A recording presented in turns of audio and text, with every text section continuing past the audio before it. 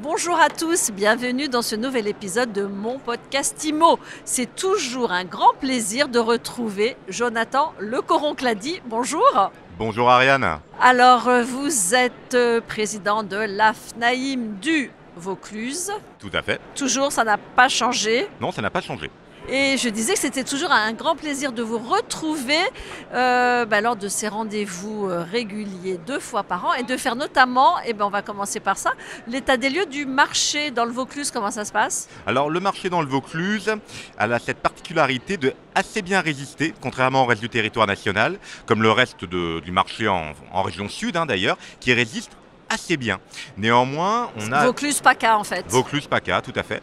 On a une baisse d'activité, c'est indéniable. Également un cycle baissier au niveau des prix qui s'est enclenché. Mais après tout, est-ce que ce ne serait pas juste un retour à la normale? Parce qu'on sort de plusieurs années exceptionnelles, à des niveaux records qu'on n'a jamais vus. Là, on va faire un atterrissage aux environs des 900 000 transactions cette année. On revient sur des niveaux d'avant Covid en fait. Donc on a été mal habitué. L'exceptionnel, c'est terminé. On revient à la normale. Puis l'exceptionnel, on a toujours envie que ça dure. Ah bah bien sûr, on a toujours envie que ça dure. Quand on est mal habitué, on aimerait que ça continue. Mais faut revenir à la réalité. Après, il est clair que le quasi-quadruplement des taux d'intérêt en 18 mois a mis un gros frein à la dynamique qu'on a connue. Mais là aussi, on est sur des taux qu'on a déjà connus par le passé. Ce qui était anormal, c'est les taux qu'on a vus à 1%. L'argent était gratuit. Ça n'existait pas. Là, on revient à une forme de normalité. Il va falloir revenir aux fondamentaux et il va falloir que nos adhérents, effectivement, deviennent plus professionnels que jamais, se démarquent et l'AFNAIM sera là pour les y aider. Comment vous expliquez qu'en PACA, le ralentissement il est moindre que dans d'autres régions, notamment la région parisienne, au niveau des prix? Alors, la lumière peut-être, le soleil, nous sommes après tout à 2h42 de Paris.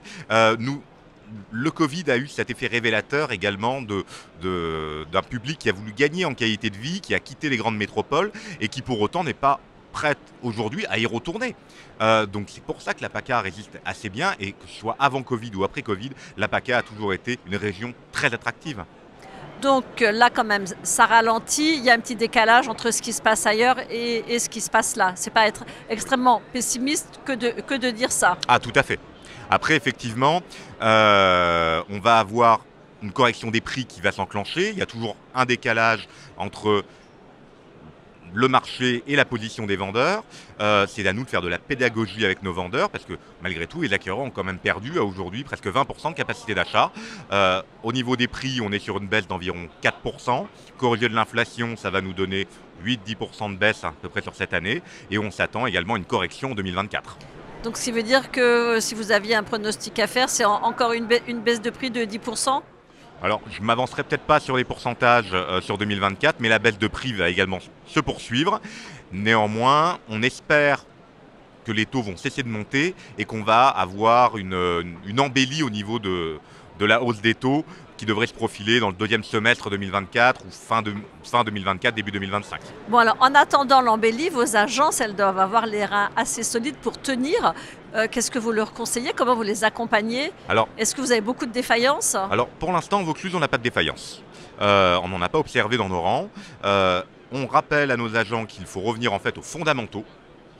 Qu'il faut former les équipes, aller sur le terrain, se démarquer. C'est aussi pour ça que nous sommes présents au Rent aujourd'hui. D'ailleurs, nous en fêtons les 10 ans pour ramener à nos adhérents les pépites de la PropTech qu'on peut trouver au Salon Rent et toutes les innovations qu'on peut y trouver. On aura l'occasion de leur présenter tout cela pas plus tard que la semaine prochaine, le 17 novembre prochain au Palais des Papes d'Avignon. Nous organisons les 4e assises de l'immobilier du Vaucluse.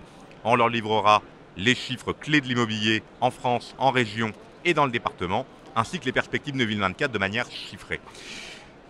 Ils pourront également y trouver toutes les solutions qui leur permettront de se démarquer pour passer cette crise difficile et relever tous les défis qui vont les attendre demain.